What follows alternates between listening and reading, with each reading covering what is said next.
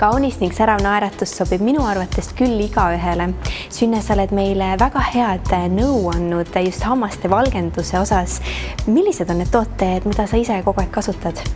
Mina olen juba aastaid olnud väga truu just SmileLab hambavalgendusplaastritele ja me oleme ka korduvalt sinuga siin kohtunud ja mul on hea meel, et te loomulikult mind siia kutsute nendest rääkima, sest et ma olen tõesti nende väga suur fänn. Selleks, et saada professionaalset ja kvaliteetset hambavalgendust, ei pea külastama ilmselgelt just hambaarsti kabinetti.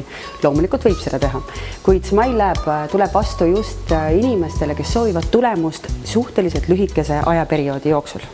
Meil on 30-minutiline hambavalgendusplaastrite kuur, mida saab inimene kasutada täpselt nii, et kas iga päev, kuni siis see karp on tühi või vastavalt vajadusele. Kui sa ikka näed peale teist päevad hambad on juba lumivalged, siis ei ole ju mõtet tegelikult edasi teha, kuid loomulikult võib teha.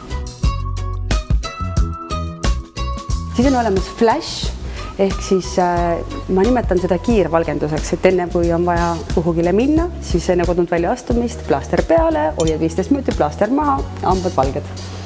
Kuid inimesed, kes kardavad näiteks tundlike hammaste tõttu hambavalgendusplaastrit kasutada, siis siinkohal võin ma küll rahustada, et need plaastrid ei tee hambaid tundlikuks. Tean omast kogemusest, need on täiesti süütud. Ja terapiasari on loodud just selleks, et kui ongi hambavalgenduses, ütleme selline aktiivne periood olnud, siis terapiaplaastrid on need, mis taastavad hamba pealmise kihi, kaitsevad igemeid ja on üleüldiselt suuhügieeni juures väga kasulik.